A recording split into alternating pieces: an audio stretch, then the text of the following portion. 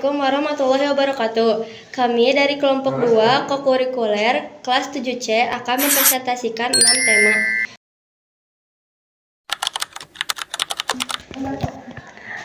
Manusia sebagai khalifah di bumi. Pengertian khalifah berarti pengganti atau pemimpin di muka bumi.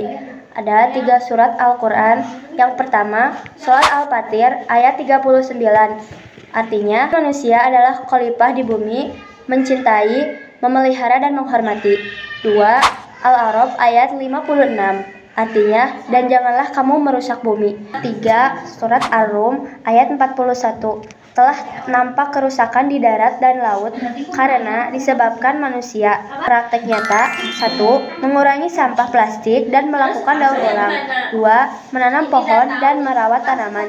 3. Melakukan hemat energi dan air. 4. Menjaga kelas dan lingkungan sekolah. 5.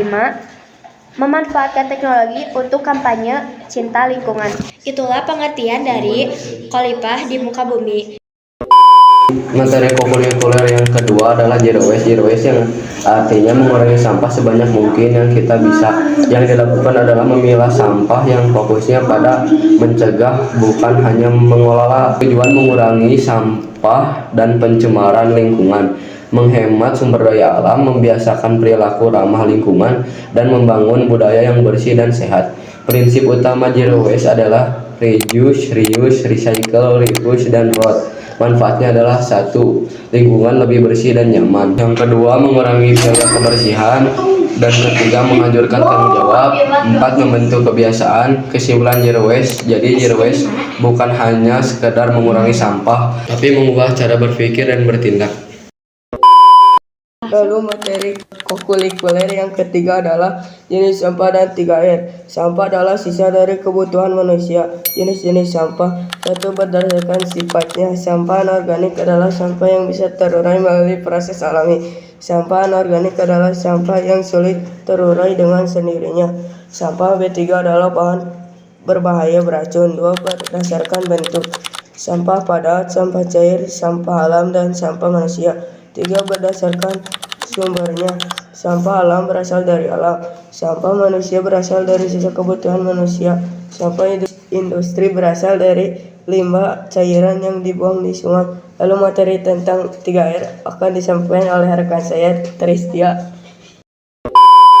Saya akan menyampaikan tentang 3R dan TPS 3R. 3R yaitu 1. Reduce adalah upaya mengurangi sampah dari awal. Misalnya, mengurangi sampah sekali pakai. 2.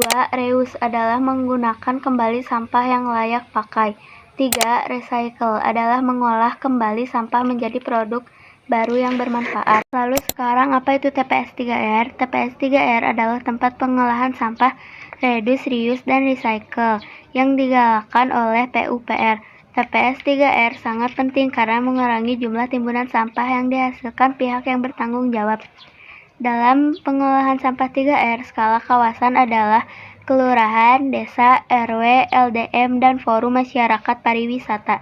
Dalam 3R, sampah organik akan diproses melalui 2 cara, yaitu aerobik menghasilkan pupuk padat dan anaerobik yang menghasilkan biogas dan pupuk cair. Ada banyak manfaat TPS 3R, ini salah satunya yaitu menjadi solusi utama untuk mengurangi sampah.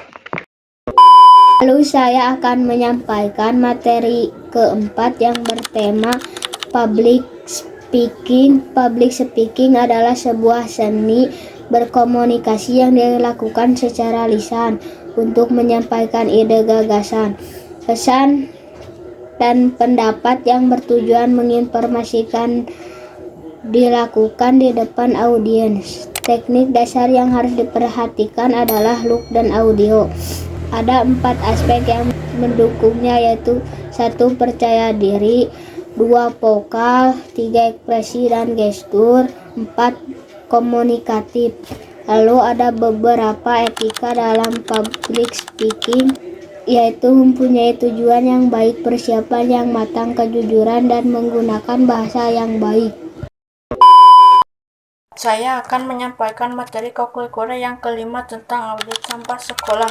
Audit adalah proses pengumpulan, pengukuran, dan analisis jumlah serta jenis sampah yang dihasilkan dalam suatu periode tertentu.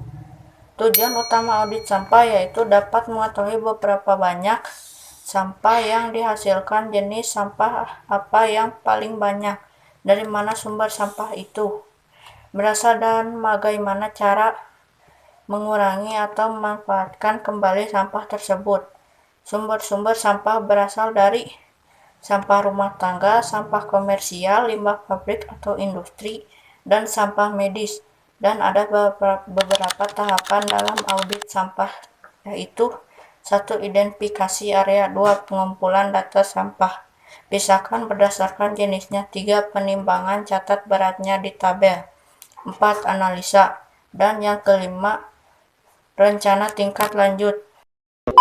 Saya akan menyampaikan materi 6, yaitu analisis data. Analisis data adalah proses pengolahan data mentah menjadi informasi yang bermakna untuk memahami dan bisa kita gunakan untuk mengambil keputusan. Data dibagi menjadi 2, yaitu data kualitatif adalah data yang terbentuk dari kata, teks, dan kategori. Data kuantitatif adalah data yang berbentuk angka